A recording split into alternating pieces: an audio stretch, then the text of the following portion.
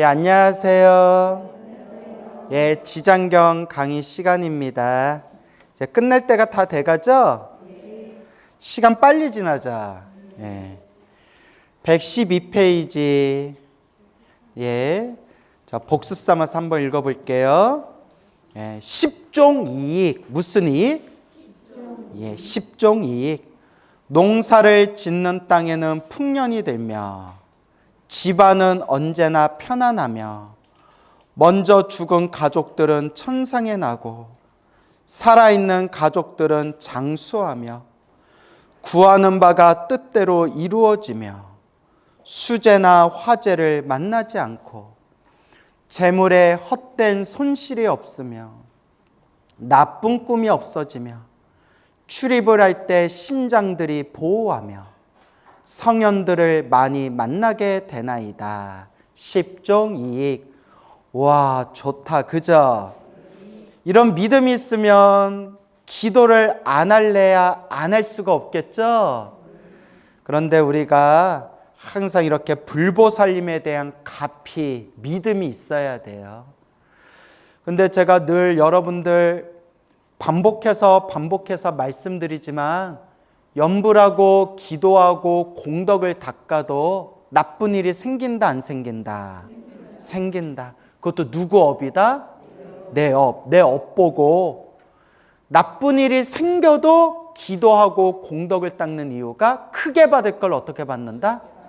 작게 받는다. 그 믿음이 있어야 돼. 알겠죠?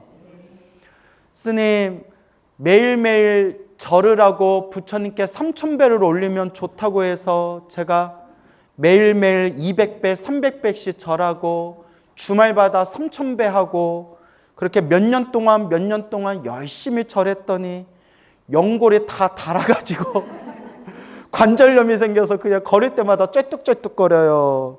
이렇게 얘기하시는 분도 있어요. 아, 내 가슴이 아프더라고요. 아니, 절을 하면 더 건강해져야지. 어디가 더 아파요? 무릎이 더 아파요. 그래서 저도 요새 절을 안 해요. 제가 그 20대 군대 있을 때 군대에서 그 군장 메고 산을 뛰어다니는 산악구보 같은 거 했을 때 또 저 이렇게 딱 보면 뼈가 여리여리해 보이죠? 저 되게 약골이에요. 피부도 순두부다. 예? 피부도 허해요. 아유, 보여줄 수도 없고요.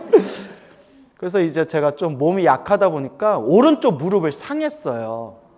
그래서 막 태극권도 하고 뭐 스쿼트라는 하체 운동도 하면서 제가 그래도 다행인 게 허벅다리는 좀 탄탄해요. 그래서 20대 때 무릎을 다쳤는데도 30대 10년 동안 그래도 크게 무릎 아프고 허리 아픈 게 없었거든요. 이제 40대 중반 꺾여가니까 오른쪽 무릎이 자꾸 아파요.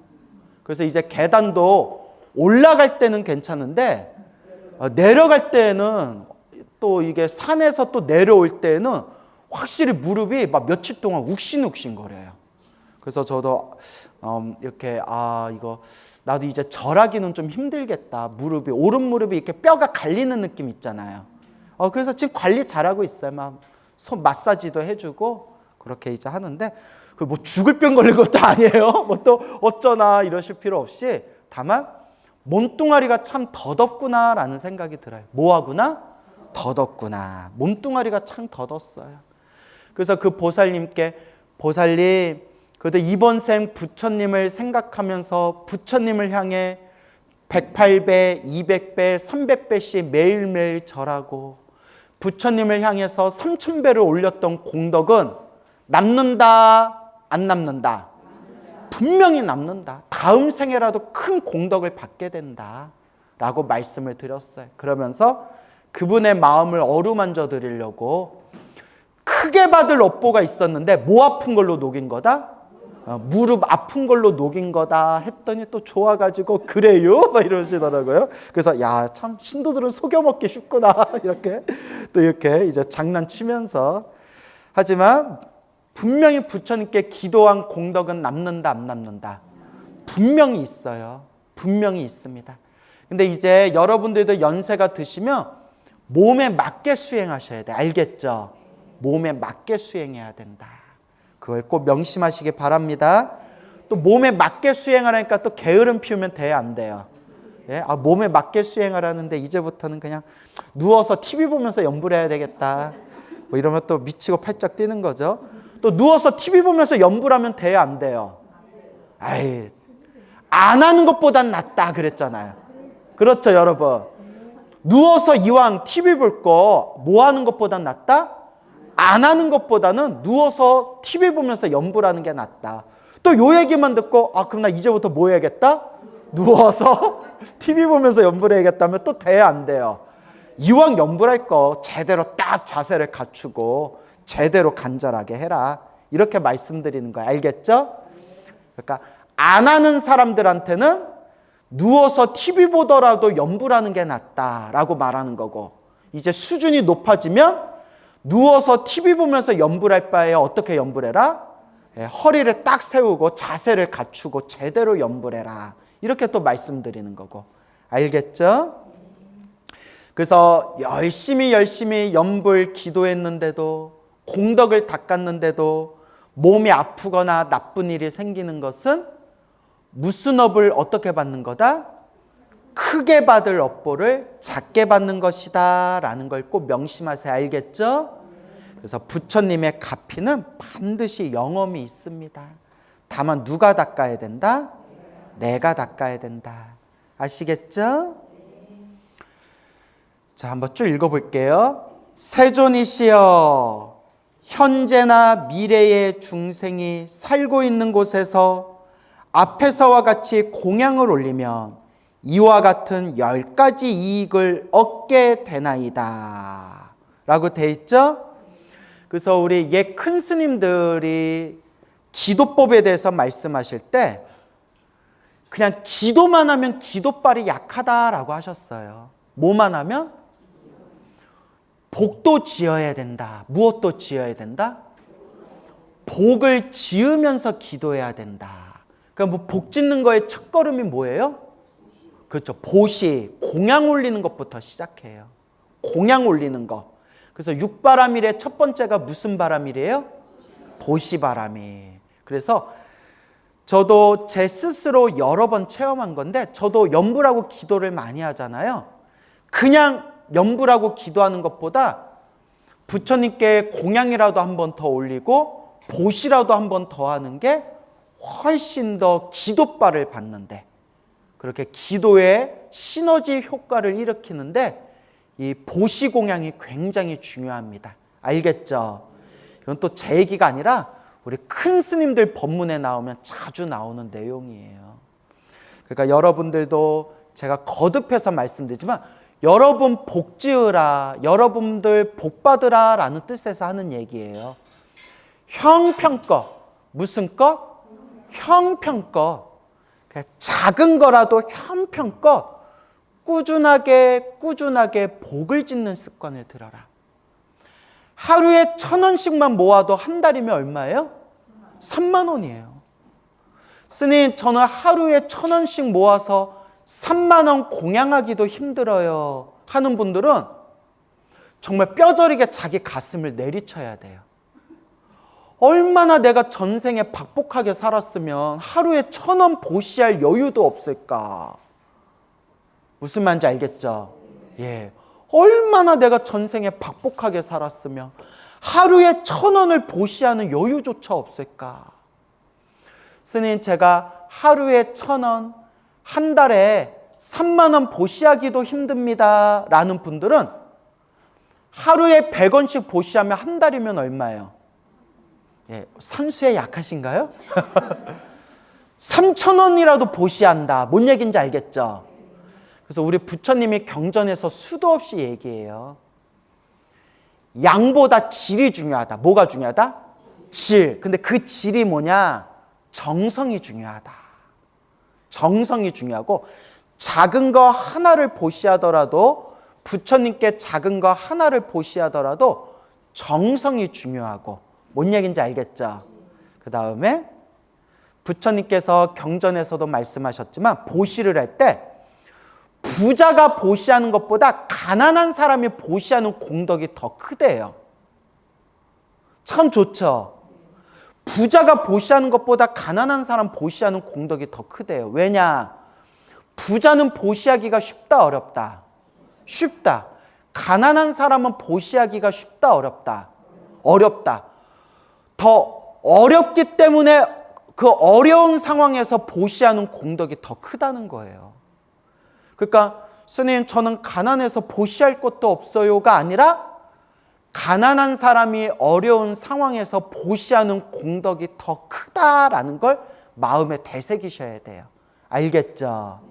그래서 형편껏, 무슨 것? 형편껏. 그냥 내가 내 마음의 여유가 되는 선에서 보시해라. 그리고 큰 스님들 법문을 보면 참 좋은 내용이 많이 나와요. 그러니까 자꾸 법문을 듣고 자꾸 책도 봐야 돼요.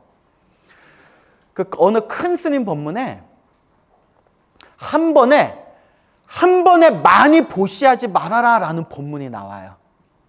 또 이런 얘기 들으니까 좋죠. 마음이 편하죠.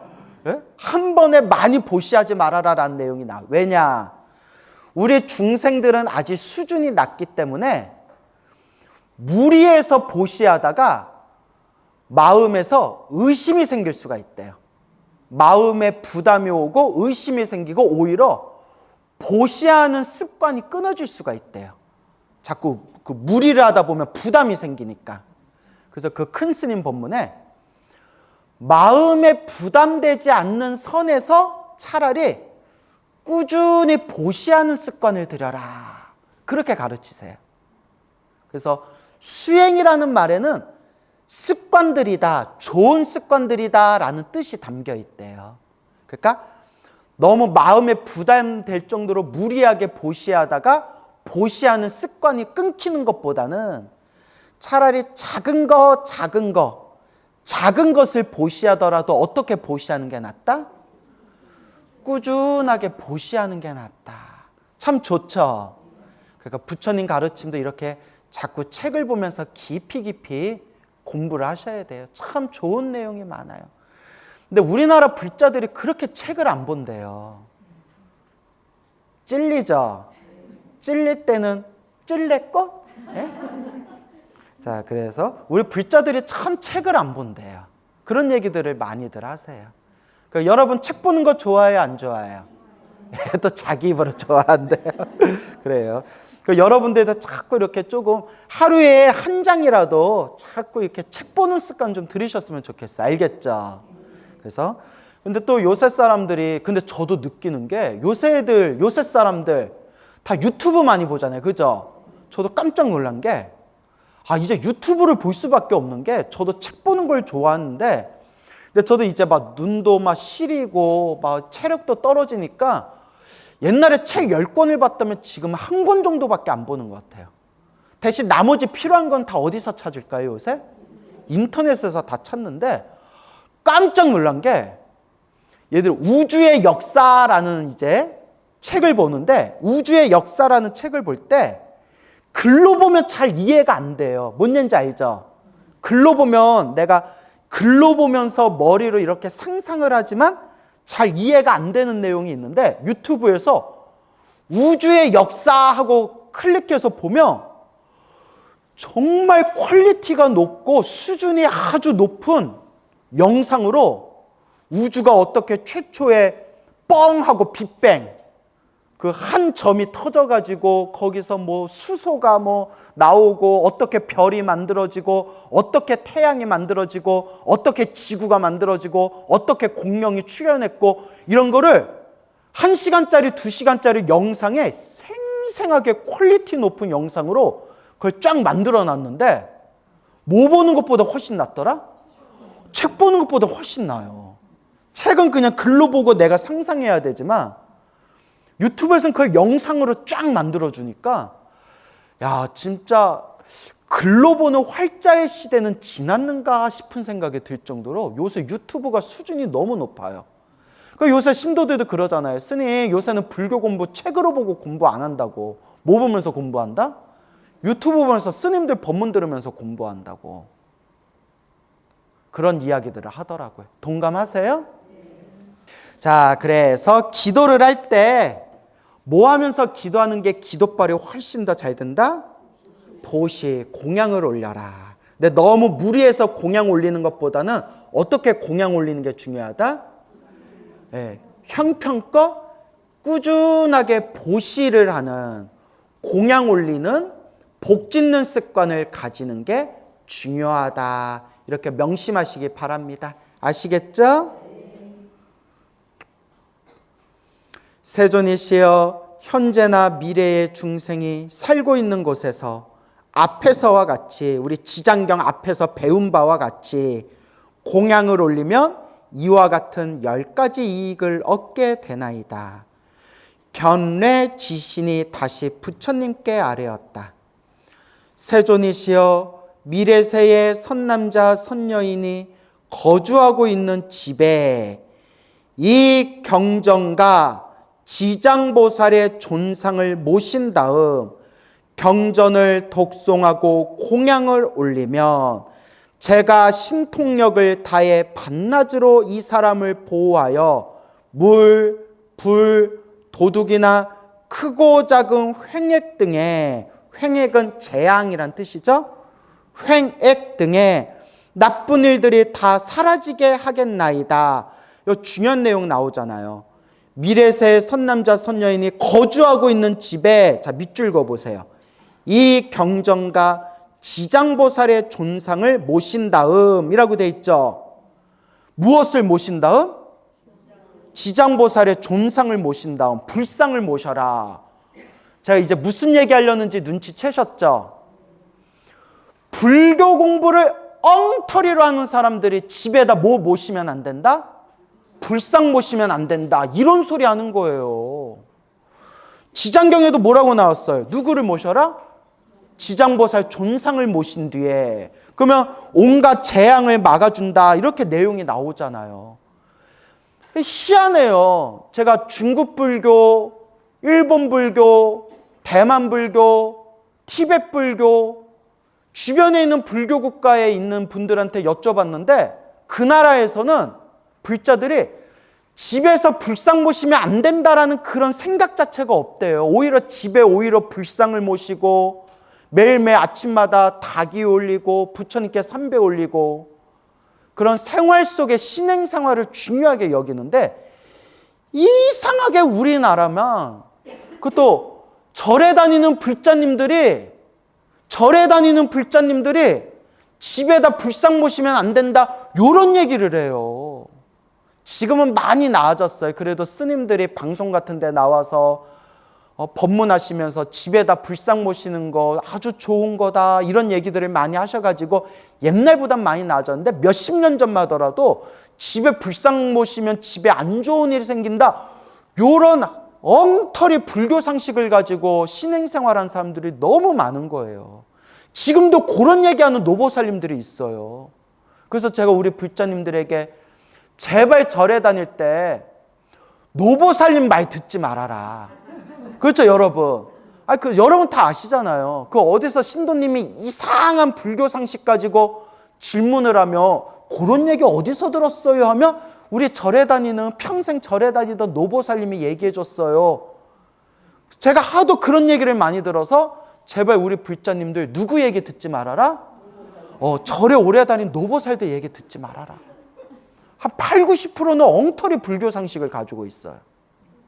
물론 제대로 공부하신 분들도 있지만 특히 우리 옛날 노보살님들 중에서는 몸으로는 절에 다닌다고 하면서 머리로는 마인드가, 개념이 샤머니즘, 무속신앙이 미묘하게 뒤섞여가지고 이거는 무당도 아니고 이거는 불교도 아니고 이상한 불교, 무속, 샤머니즘이 이상하게 뒤섞인 희한한 불교 상식을 가진 노보살들이 주변에 너무 많았어요. 예전에는.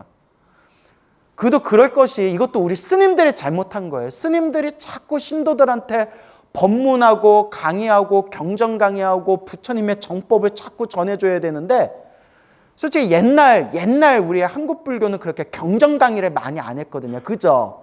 법문을 많이 하고 경전 강의를 많이 안 하다 보니까 그러니까 막 불교에 대한 상식이 막 뒤섞여 버린 거예요. 그래서 제가 여러분들한테 꼭 드리고 싶은 얘기가, 우리 한국 불교에는 엉터리 불자들이 많아요. 너무 셌나?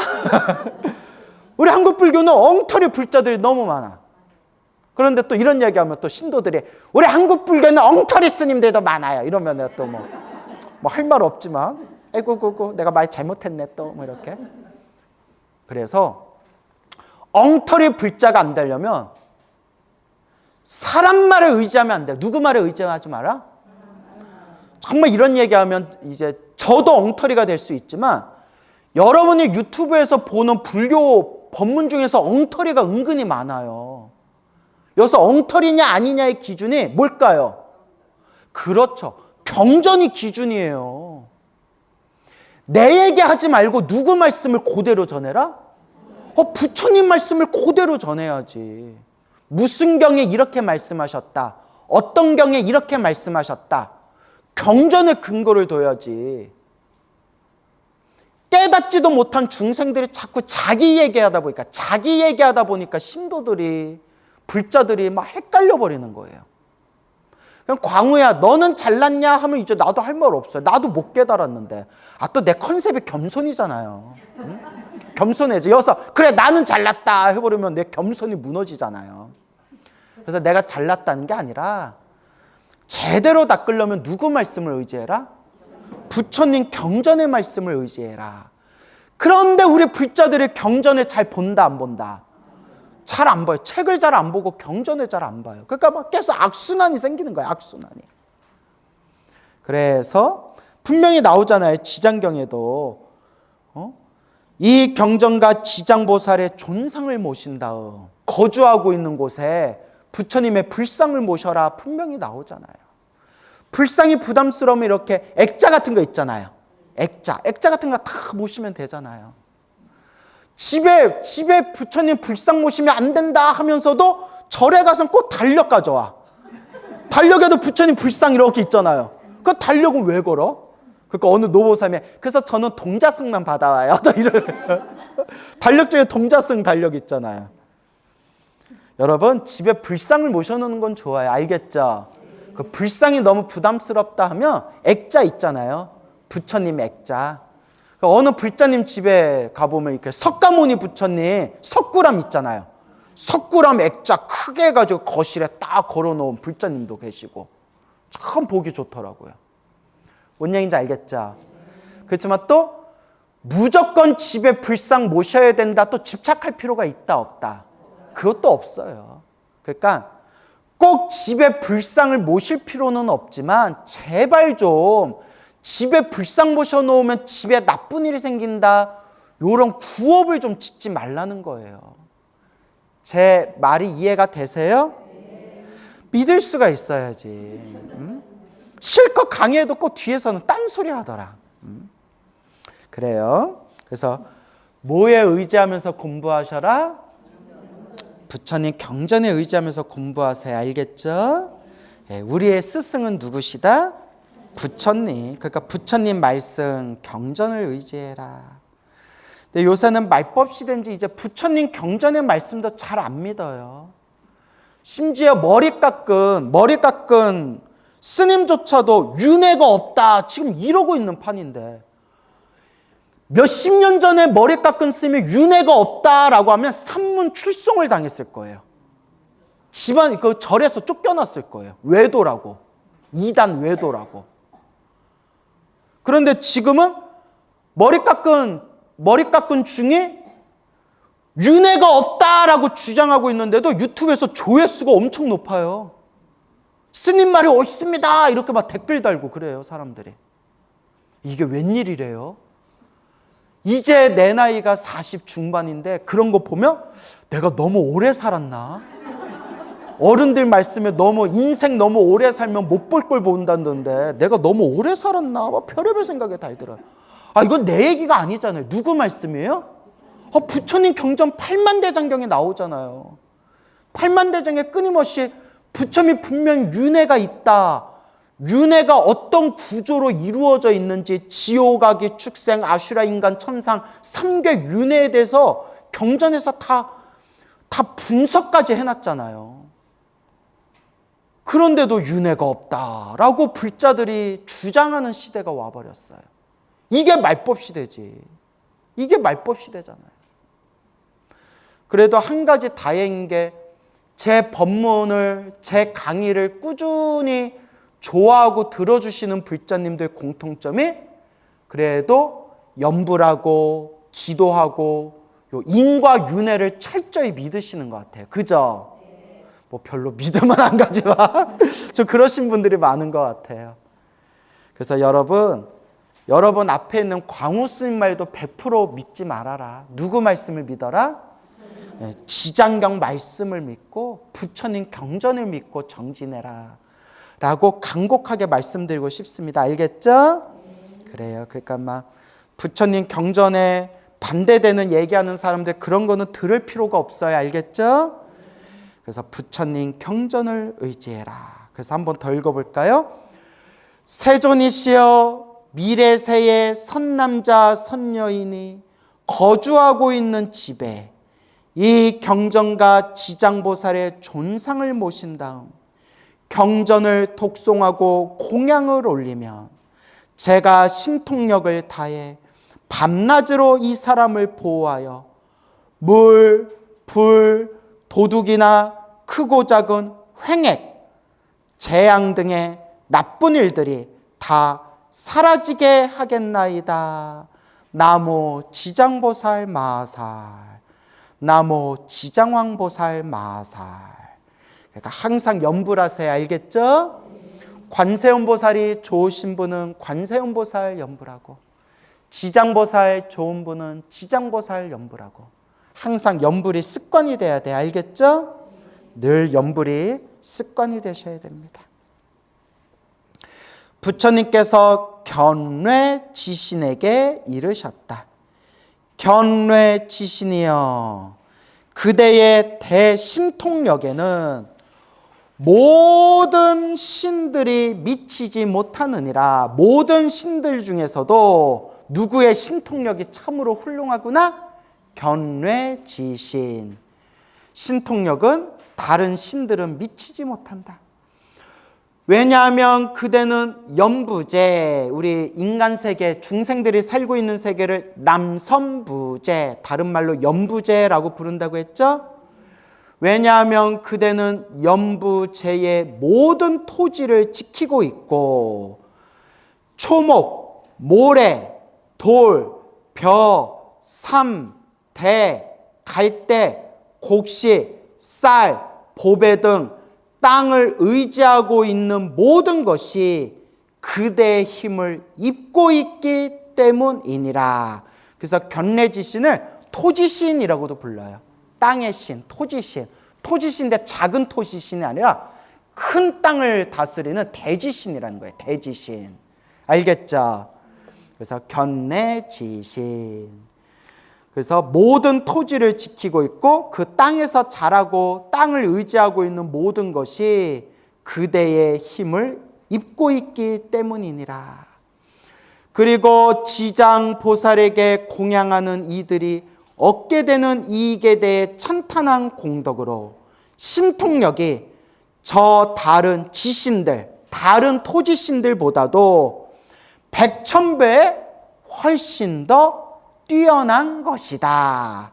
다른 지신들의 100,000배가 된 것이니라 라고 이야기하고 있습니다. 그렇죠?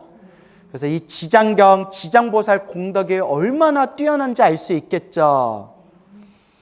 만일 미래세의 선남자 선여인이 지장보살에게 공양하고 이 경전을 독송하되 이 지장 본원경에 의지하여 단 한 가지 일이라도 행하는 이가 있다면, 무슨 경에 의지하여?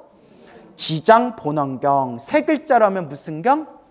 지장경에 의지하여 단 한 가지 일이라도 행하는 이가 있다면 그대는 마땅히 근본 신통력으로 이 사람을 보호하라. 지장보살을 의지하고 지장경을 의지하는 이 불자를 보호하라.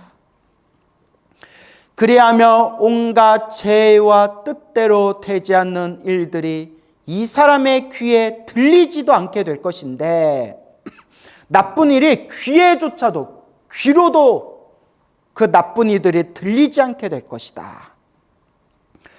귀에 들리지도 않게 될 것인데 어찌 피해를 보는 일이 있겠느냐. 무슨 뜻인지 아시겠죠? 나쁜 일이 뭐에도 들리지 않을 텐데 귀로조차도 들리지가 않을 텐데 어찌 하물며 몸으로 그런 나쁜 일의 피해를 입게 되겠느냐. 참 좋다, 그쵸? 참 좋다.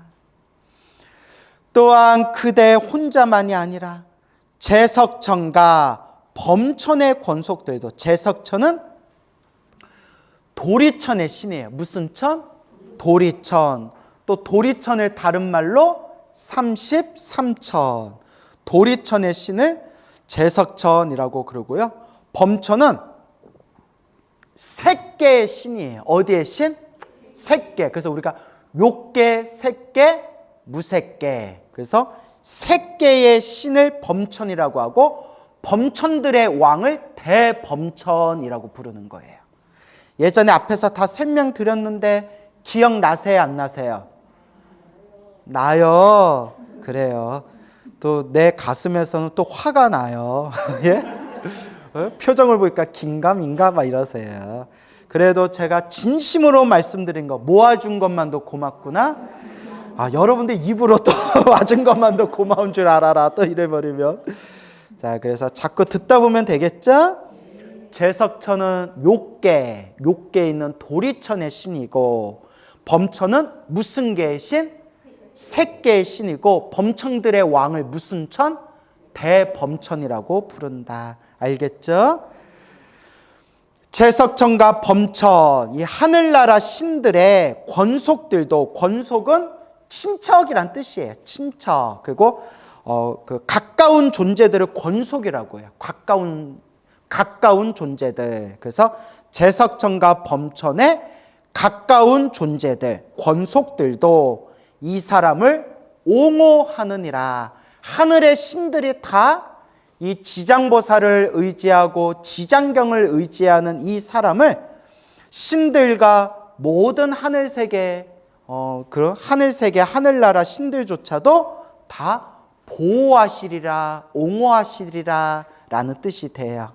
그래서 우리 한국불교는 또 신중기도 올린다고 초하루, 초이틀, 초삼일 해가지고 매월 음력 초삼일 기도해서 신중기도 올리죠.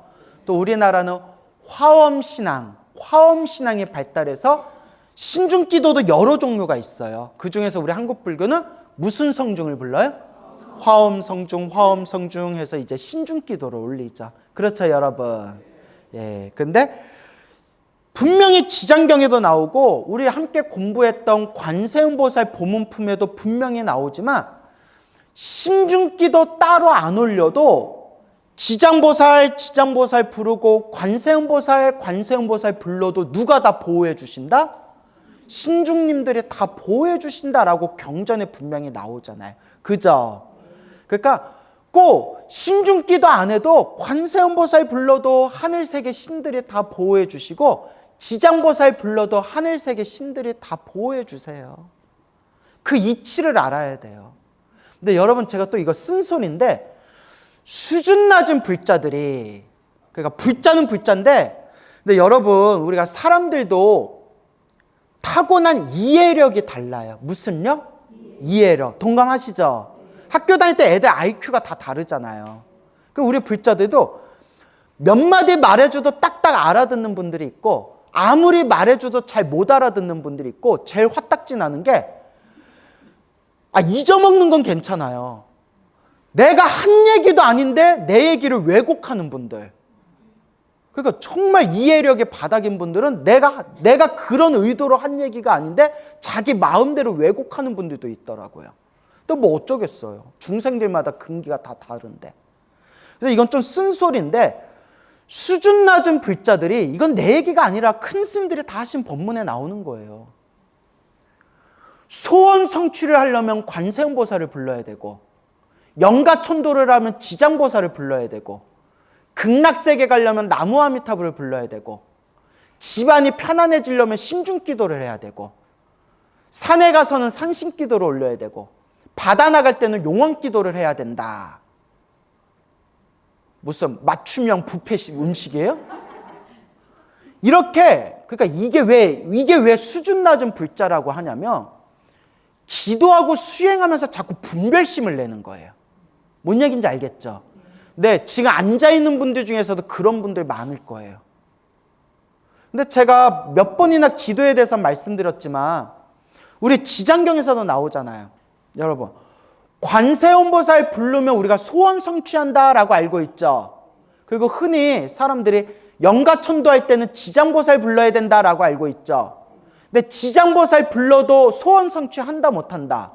한다. 관세음보살 불러도 영가천도 된다 안 된다? 된다. 그래서 여러분들 절에 가서 여러분들 제 지낼 때 49제 지내고 제 지낼 때 스님들이 영가천도 제 지내는 한국불교 스님들이 보는 책의 제목이 따라오세요. 관음시식. 관음시식이라는 책을 보고 연부라는 거예요. 예전에 다 말씀드렸는데 기억나시죠? 아유, 또 분위기 이상해진다. 다 얘기했던 건데. 지장시식이라고도 안 하고 아미타시식이라고도 안 하고 무슨 시식이라고요?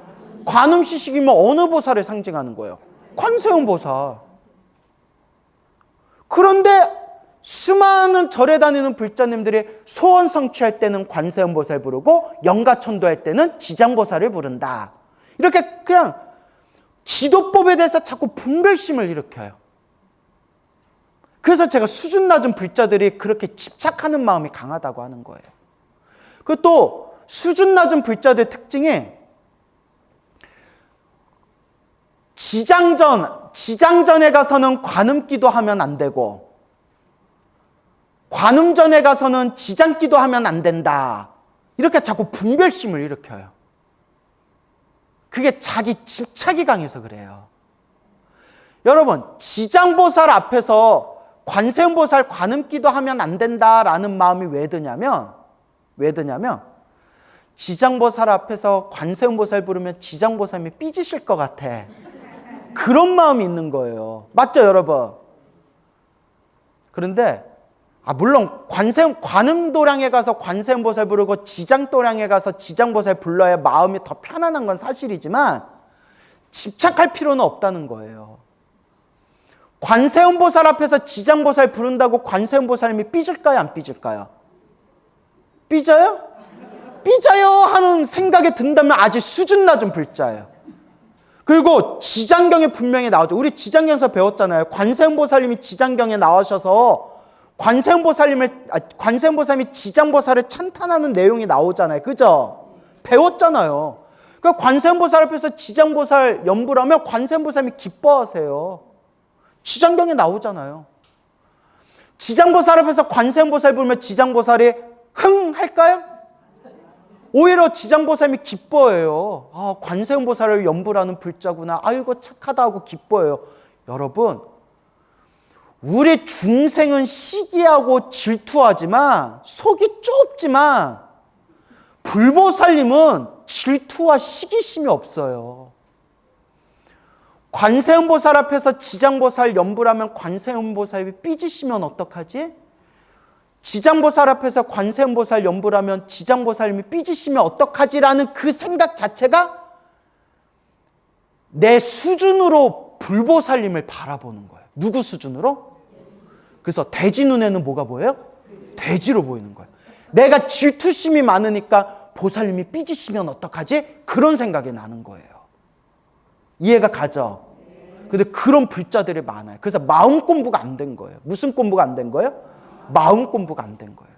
그래서 어느 보살님이 스님, 저는 그래도 지장전에서 관음기도 하면 막 죄 짓는 것 같고 너무 마음이 무겁고 막 그렇습니다 해서 내가 아이고 잘 걸렸다 해가지고, 그럼 보살님 지장전에서 기도할 때 어떻게 기도하세요? 지장보살님께 삼배 올리고 천수경 읽고, 천수경 읽은 데에 지장경 읽고 그 다음에 지장보살 연부를 해요. 아이고 너 잘됐다 내가 이러면서. 지금 무슨 경 외운다고 하셨어요? 천수경이요. 지장보살 앞에서 천수경을 외우셨다고요? 예. 여러분 이제 답을 아시죠? 보살님 보살님 왜 대답하세요? 너무 몰입하지 마세요, 보살님. 그 보살님 말고 이렇게 너무 몰입하셨다. 보살님 하면서 천수경이 천수천왕 관자재보살, 천수천왕 관세음보살님을 상징하는 경전이에요. 지장보살 앞에서 관세음보살 부르면 마음이 무겁다면서 왜 지장보살 앞에서 무슨 경을 외워요?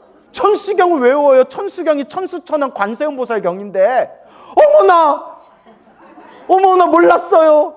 그러면 사람이 이런 얘기해주면 그때 딱 깨달으면서 내 마음이 만든 분별 집착이었구나 라고 해야 되는데 뭘 한지 아세요?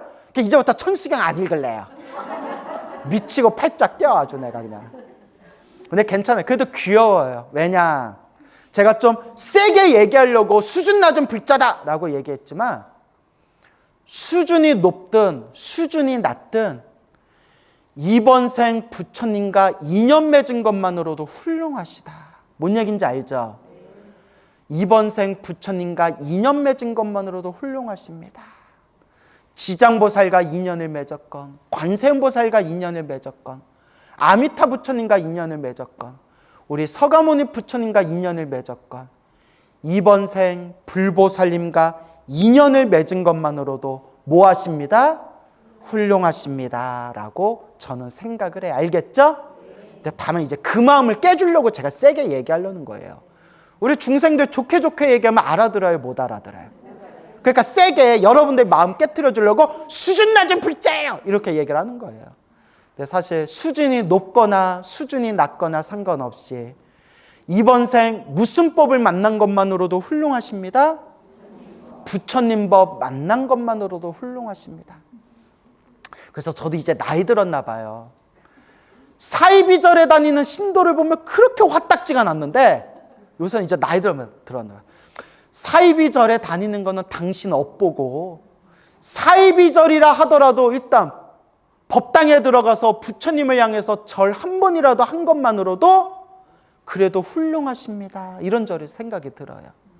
그래도 이왕이면 무슨 절에는 안 다녔으면 좋겠어요? 사이비에는 안 다녔으면 좋겠어요. 그러면 스님 어디가 사이비절이에요 하면 또 말할 수 있어요? 없어요? 내가 카메라 꺼주면 얘기할게요. 자, 그래서 자 이제 웃자간 얘기고 자 그래서 부처님 가르침과 인연을 맺은 게 중요하다라는 걸 명심하세요. 자 어찌하여 이와 같은 성현들이 옹호를 하는가, 보호해 주시는가. 요 성현은 다른 말로 성중이에요. 뭐라고요? 성중, 거룩한 무리. 성은 성인, 현은 현인, 거룩할 성, 어질 현. 거룩하고 어진 분들 우리는 성중이라고 부르죠. 성중들이 옹호를 하는가.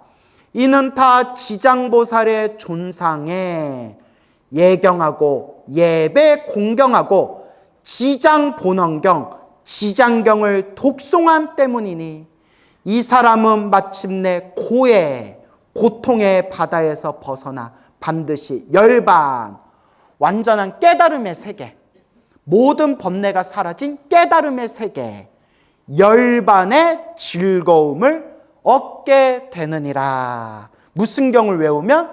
지장경을 외우고 어느 보살을 의지하면?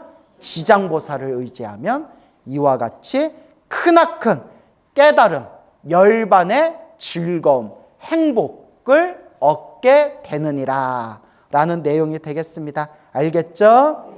그러니까 절대 지장보살을 가볍게 생각하지 마시고 지장경을 가볍게 생각하지 마시고 가끔 이렇게 저도 유튜브에 우연히 이렇게 법문 듣다 보면 가끔 스님들 중에 이 지장경과 지장보살을 가볍게 여기는 분들이 가끔 있더라고요.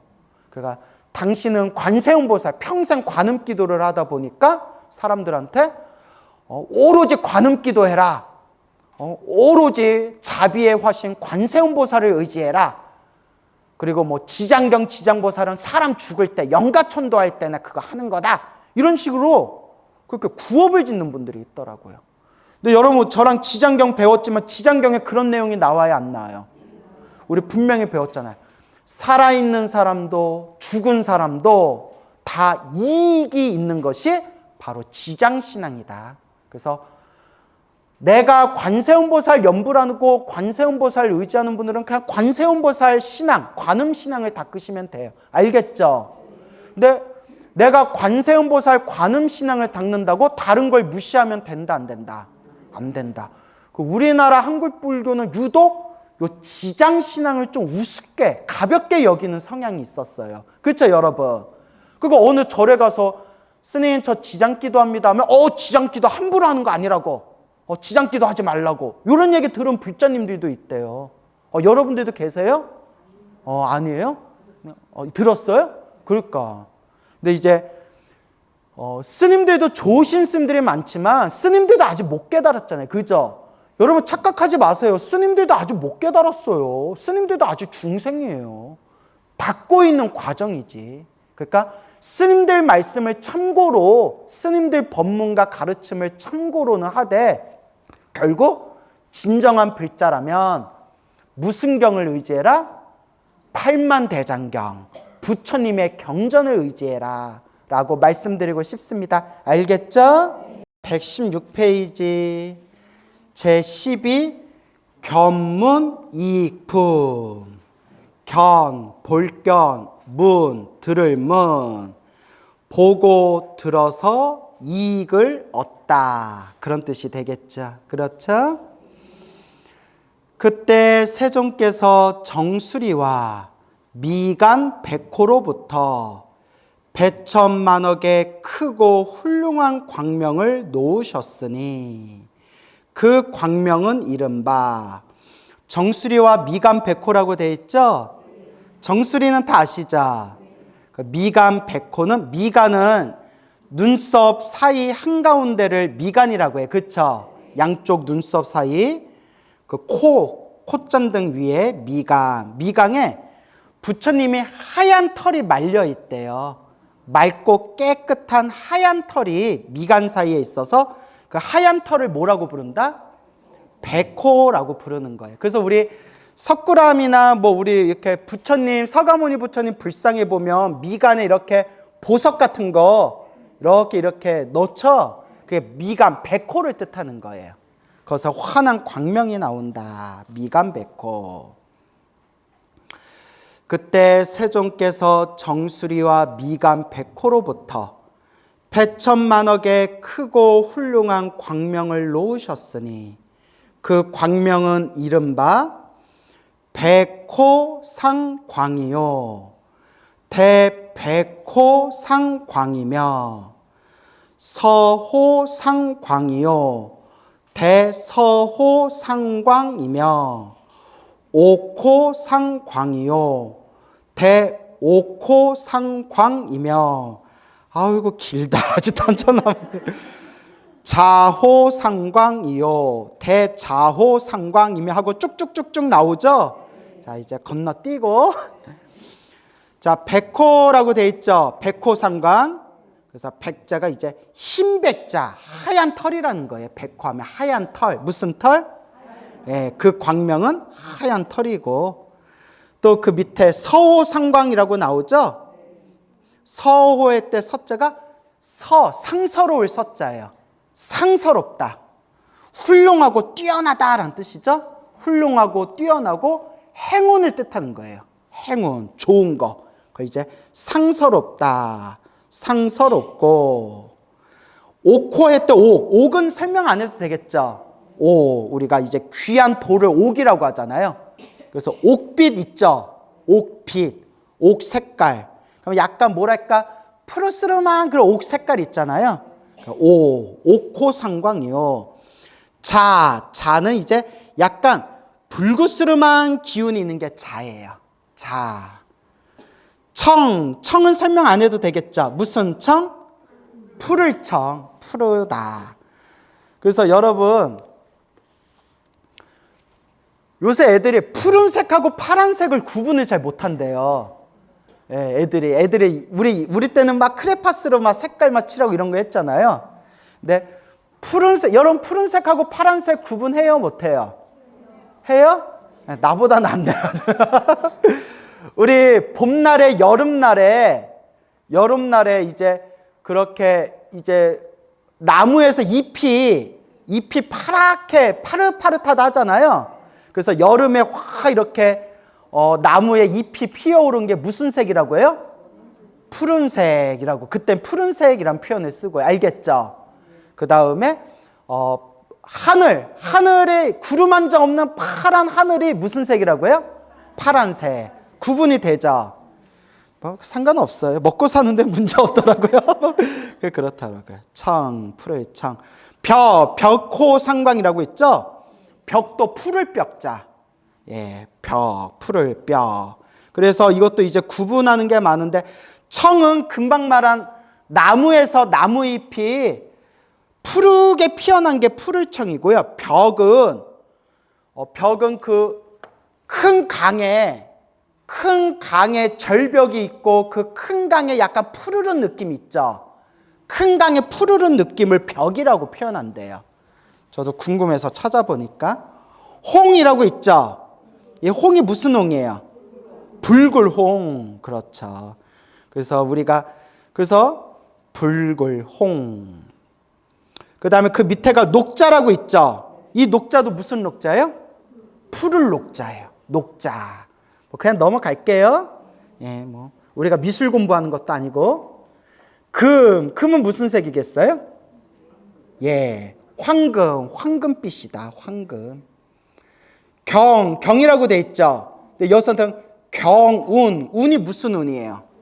구름은. 불교에서는 구름을 중요하게 여겨요. 구름같이 모였다라고 표현하죠. 부처님의 그래서 불교 경전에서 운자가 붙으면 수많은 이란 뜻이에요. 뭐한?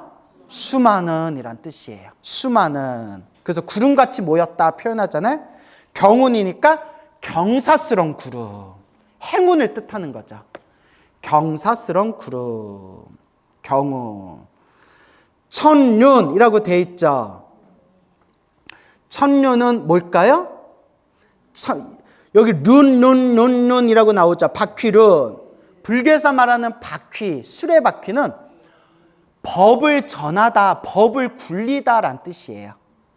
부처님의 법을 굴리다. 그래서 부처님이 설법하는 수인, 요거 이렇게 부처님이 이렇게 손을 동그랗게 이렇게 하는 거. 요게 한 푼 주시오 이게 아니에요? 한 푼 줍시오 안 잡아먹지 뭐 이거 아니에요? 이렇게 동그라미, 손가락 동그라미를 딱 하고 있는 게 따로 있어요. 전법륜인. 법의 수레바퀴를 굴릴 전하다, 굴리다. 그래서 수레바퀴 륜자가 나오면 부처님 법을 굴리다, 부처님 법을 전하다, 부처님 법을 널리 가르치다. 이게 수레바퀴의 뜻이에요. 알겠죠? 그래서 부처님 발바닥에는 32상, 부처님의 32가지 특징 중에 하나인 32상에서 부처님 발바닥에 수레바퀴 모양의 문신이 있대요. 그래서 여러분, 우리나라에는 누워있는 와불상이 별로 없죠. 근데 저 미얀마, 스리랑카, 태국에 가면 누워있는 와불상이 많아요. 근데 이제 누워있는 와불상이 누워 계신 모습이 열반상이래요. 무슨 상?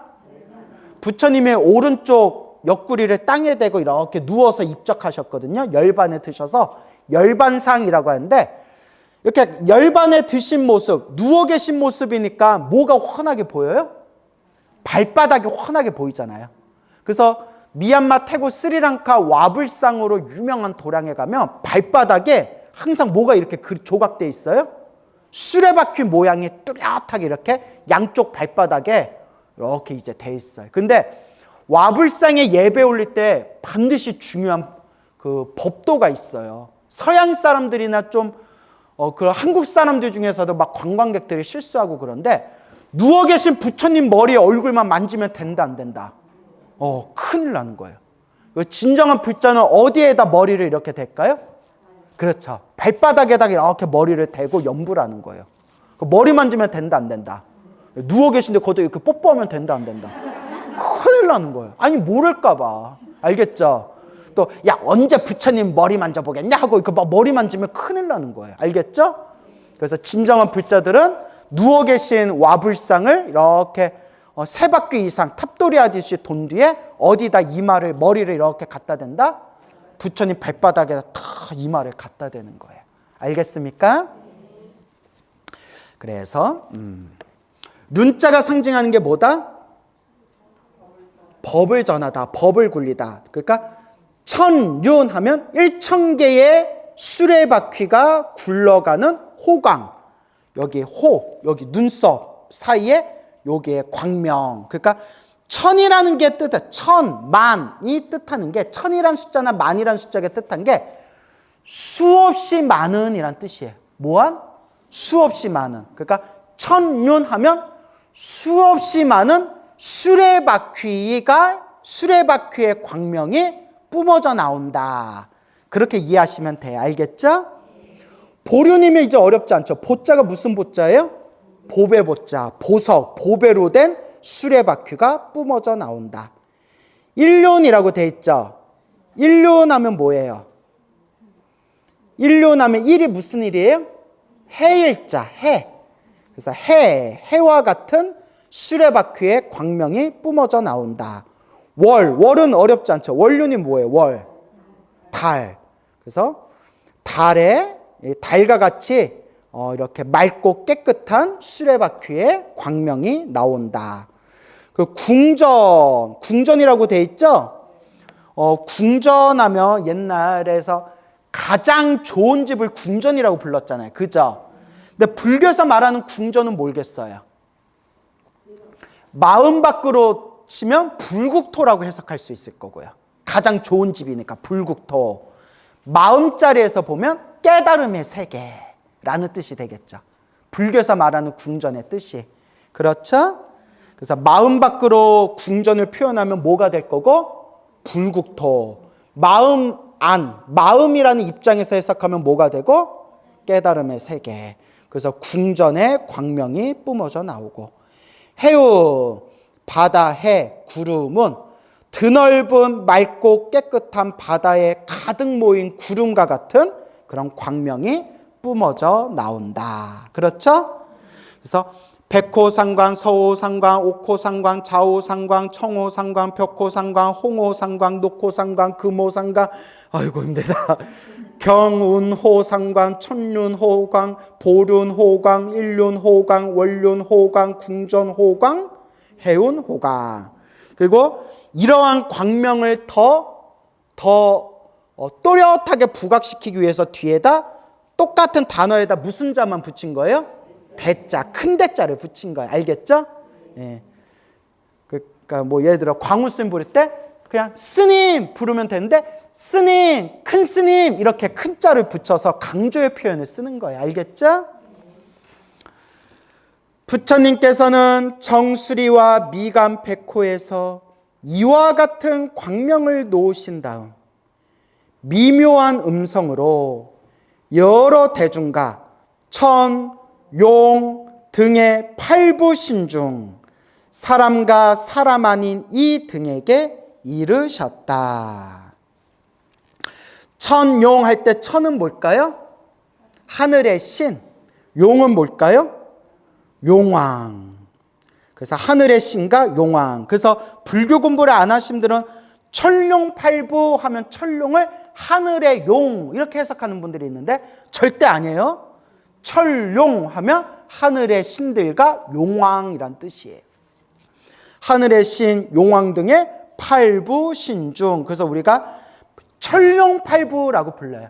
사람인 듯 사람 아니한 모든 영적인 존재들을 다 모아서 천룡팔부. 알겠죠? 천룡 등의 팔부신중 사람과 사람 아닌 이 등에게 이르셨다. 모든 영적인 존재들에게 다 이르셨다. 들으라. 열애가 오늘 이 도리천궁에서 지장보살이 인간과 천인 하늘세계 사람들을 이익되게 하는 불가사의한 일과 인연의 자리를 뛰어넘고 십지를 깨달아 안욕 따라 삼맥 삼보리에서 물러나지 않은 성스러운 일을 크게 찬탄하노라 라고 돼 있죠. 그래서 열애, 열애가 열애할 때 여자가 따라해서 지녀. 깨달음이란 뜻이에요. 열애할 때 여자가 지녀, 깨달음이란 뜻이고 레자가 무슨 레자예요? 올레. 그래서 어디서 오셨다? 깨달음의 세계에서 오셨다 해서 열애라고 부르는 거예요. 절에 30년 다녔는데도 열애가 무슨 뜻인지 모르는 분들이 많아요. 이제 알았죠? 근데 나중에 물어보면 또 처음 들어요 이러실 거죠? 또 네 그러시네. 그래서 지녀에서 오셨다. 깨달음에서 오셨다. 열애. 알겠죠? 오셨으니까 가실 때 잘 가셔야 돼요? 못 가셔야 돼요? 그래서 잘 가셨다 해서 따라서 선서. 선서가 잘 가셨다란 뜻이에요. 선자가 좋을 선자도 있지만 착할 선, 좋을 선이란 뜻도 있고 잘하다란 뜻도 있대요. 그래서 선서 하면 잘 가셨다. 열애하면 깨달음의 세계에서 오셨다. 선서하면 잘 가셨다. 하지만 더 깊이 공부하면 부처님은 오고감이 있다 없다. 그게 중요해요. 부처님은 사실 오고감이 없다. 그래서 불생불멸, 나지도 않고 멸하지도 않으며 불구부정, 더럽지도 않고 깨끗하지도 않으며 부중불감, 늘어나지도 않고 줄지도 않는다. 그리고 불거불례라는 표현도 나와요. 불거불례, 가지도 않고 오지도 않으셨다. 깨달음의 자리는 항상 그대로라는 거예요. 근데 또 그대로라고 하면 사람들이 움직이지 않는다라고 또 오해할까 봐 움직였다, 움직이지 않았다라는 걸 다 뛰어넘은 언어적 표현으로 그 자리인데 멈춰 있는 것도 아니고 움직이는 것도 아니고 움직이는 것도 아니고 멈춰 있는 것도 아닌 그 모든 걸 초월한 그냥 그대로의 그 자리를 표현하기 위해서 우리 그 한문 불교권의 큰 스님들이 쓰신 언어적 표현이 따라해보세요. 여여하시다라고 표현하는 거예요. 여여하시다. 그러니까 도저히 말로써 표현할 길이 없으니까 이와 같고 이와 같으시다. 여여하시다. 알겠죠? 여여. 그렇게 이제 얘기를 하는 거죠. 그래서 부처님이 왔다 갔다 갔다 왔다 중생들 제도하고 돌아가시고 또 오셨다가 중생들 제도하고 돌아가시는 모습은 변화의 모습이고 무엇의 모습이고 변화하는 몸은 화신이라고 불러요. 무슨 신? 그 화신을 산스크리트어로 아바타라고 부르는 거예요. 아바타. 근데 그 화신은 진짜 몸이다 아니다. 아니라는 거예요. 그러니까 중생을 제도하기 위해서 출현하신 몸인데 꿈과 같고 환상과 같고 물거품과 같아서 고정된 실체가 아니라는 거예요. 그러니까 진짜 몸이 아니라는 거예요. 그럼 부처님의 진짜 몸을 뭐라고 하냐? 법신이라고 해요. 뭐라고 한다? 법신. 법신이라 하는데 법신은 오고감이 있다 없다. 아까 말한 모하시다? 여여하시다. 그 법신을 우리가 깨달아야 돼요. 그 법신을 깨달으면 아, 내가 본래 부처였구나라는 걸 이제 알게 되는 거예요. 그러면 영원한 대자윤이 된대요. 그래서 이제 미치고 팔짝 뛰는 게 이게 유튜브 보다 보면 못 깨달았는데 자꾸 자기가 깨달았다는 식으로 얘기하는 사람들이 있어요. 근데 여러분 이상하게 이걸 옛날 스님들이 뭐라고 하면 도인병 걸렸다라고 해요. 무슨 병? 이상하게 이건 제 얘기가 아니라 큰 스님들이 옛날부터 했던 얘기예요. 옛날에도 도인병 걸린 사람들이 많았으니까. 여러분들도 그런 분들은 안 계시겠지만 우리가 반성해 봐야 돼. 희한하게 참선 법문이나 명상 법문을 하시는 분들이 희한하게 자기가 깨쳤다는 식으로 얘기해요. 맞죠? 뭐든지 다 아는 식으로 얘기해요. 깨달음이 이런 겁니다. 그러니까 그래서 옛날 스님들이 그걸 도인병 걸렸다 그래요. 못 깨달았는데 하도 참선에 대한 책을 많이 읽고 명상에 대한 책을 많이 읽고 깨달음을 얻으신 옛 큰 스님들의 책들을 많이 읽다 보니까 마치 자기가 깨달았다는 듯이 법문하는 병에 걸려버려요. 이게 무서운 병이에요. 저도 옛날에 그랬거든요. 또 내가 오죽 말을 잘해요. 근데 이게 알고 봤더니 무슨 병이다? 도인병이에요. 그래서 법문도 잘 가려드려야 돼. 알겠죠? 참, 그래서 여러분은 도인병 걸리지 마세요. 뭐 어디 관상 보니까 도인병 걸릴 것 같진 않네. 항상 겸손해야 돼. 뭐 해야 된다? 탐진치 삼독이 싹 사라지고 여러분들 전 재산과 여러분들 몸뚱아리와 여러분들 목숨까지 다 보시해도 아깝지 않을 정도가 돼야 조금 깨친 거예요. 그게 초지보살이에요. 몇 지보살? 그게 일지보살이에요. 예. 그 경전이나 큰 스님들이 그 보살지에 대해서 해석한 걸 보면 일지보살의 경지가 재산을 다 보시하고 몸뚱아리를 다 보시하고 목숨까지 보시해도 기쁨이 넘칠 정도가 되면 1단계 일지보살이래요. 근데 지장보살은 몇 지보살이에요? 지장보살은 10지보살이잖아요. 그러니까 참 쉽죠? 그래서 10지보살인가?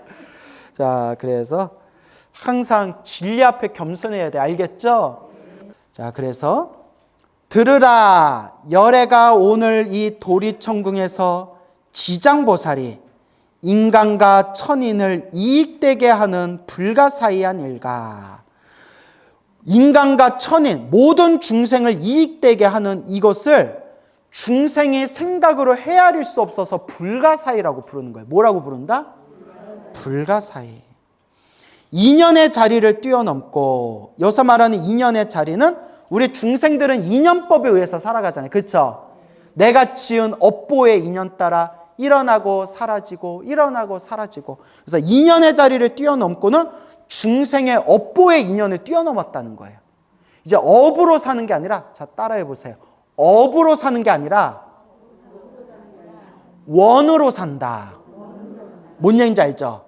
우리 중생은 자기 업보대로 살아가지만 이 완전한 깨달음을 얻은 분들은 원력으로 살아가는 거예요. 사홍서원. 중생을 다 제도하겠다는 원력으로 사는 거예요. 얼마나 대단해요. 여러분은 업으로 살아요? 원으로 살아요? 저는 원으로 삽니다 하면 우리 관계 어색해지는 거예요. 그렇죠? 인연의 자리를 뜯고 십지를 깨달아. 몇 지를 깨달아? 십지의 동그라미. 옆에다 적어주세요. 보살지. 보살이 성불하는 지위를 보살지, 다른 말로 보살행. 보살행이라고 부르는 거예요. 알겠죠? 그래서 우리가 보살지를 땄는데 우리가 보살을 이렇게 닦아 나아가면서 1지보살, 2지보살, 3지보살, 4지보살, 그러니까 1단계 보살, 2단계 보살, 3단계 보살, 4단계 보살에서 10단계 보살까지 되겠죠. 10단계 보살을 완성하면 성불이래요. 10단계를 완성하면 이제 성불이에요. 지장보살은 몇 지보살이에요? 그 지장보살은 당신이 지금 땅 하고 원하기만 하면 바로 성불할 수가 있대요. 이미 10지를 완성했기 때문에. 근데 일부러 안 하신대요. 원력 때문에. 뭐라고요? 지옥에 있는 중생을 다 제도할 때까지 나는 성불하지 않겠다. 그 원력 때문에 성불을 미루고 있는 위대한 보살이 대원본존 지장보살이에요. 그래서 지장경과 지장보살을 설법하신 예 큰 스님들은 지장보살은 십지보살이지만 이미 뭐 한 거나 다름없는 분이다? 이미 그냥 성불한 거나 다름이 없는 분이래요. 이미 십지를 완성하셨다. 그래서 1단계에서 10단계까지 완성하면 성불이라 부르는데 나중에 화엄사상에서는 십지와 성불 중간에 하나를 더 넣어요. 그러니까 11단계를 넣어요. 몇 단계? 11단계. 그러니까 책마다 달라요. 11단계가 없고 10단계 이후에 성불이라고 하는 책도 있고 10단계, 그 다음에 11단계, 그 다음에 성불이라고 얘기하는 책도 있어요. 근데 이건 중요한 게 아니에요. 그러면 11단계를 뭐라고 표현했냐? 따라해보세요. 등각. 같을 등, 비등비등하다. 부처님하고 비등비등하다는 거예요. 대표적인 게 미륵보살. 미륵보살은 이제 성불을 한 생 앞두고 있는 분이거든요. 이와 같이 십지보살 다음에 등각, 그 다음에 등각 다음에 완전한 성불의 경지를 따라해보세요. 묘각. 묘각이 성불이에요. 알겠습니까? 그렇게 이제 구분을 해요. 그래서 1단계 보살, 2단계 보살, 3단계 보살 해서 1지, 2지, 3지, 4지. 그 1지를 다른 말로 무슨 지라고 한다고 했어요? 초지. 알겠죠? 그렇게 되는데, 그래서 초지보살의 기준이 뭐냐? 제가 금방 말씀드린 것처럼 재산, 몸뚱아리, 그 다음에 목숨을 다 보시에도 마음이 기쁜 상태. 항상 마음이 기쁜 상태. 그래서 기쁨을 한자 표현으로 환희라고 불러요. 뭐라 부른다? 환희. 막 기쁘다. 환희심이 올라오다. 그래서 초지보살의 다른 말로 따라해보세요. 환희지. 환희지라고 해요. 알겠죠? 이게 초지보살이에요. 그래서 초지 1단계 환희지 보살부터 따라해보세요. 찐보살. 진보살이라고 불러요. 진짜 보살이다. 일지부터 진짜 보살이고 일지 밑에는 보살은 보살인데 이름만 보살이래요. 그래서 따로서 명자 보살. 우리 뭐 바지사장 뭐 이렇게 들어봤죠? 이름만 사장이다. 그래서 명자, 이름 명자. 보살은 보살인데 이름만 보살이다. 몇 단계 밑이?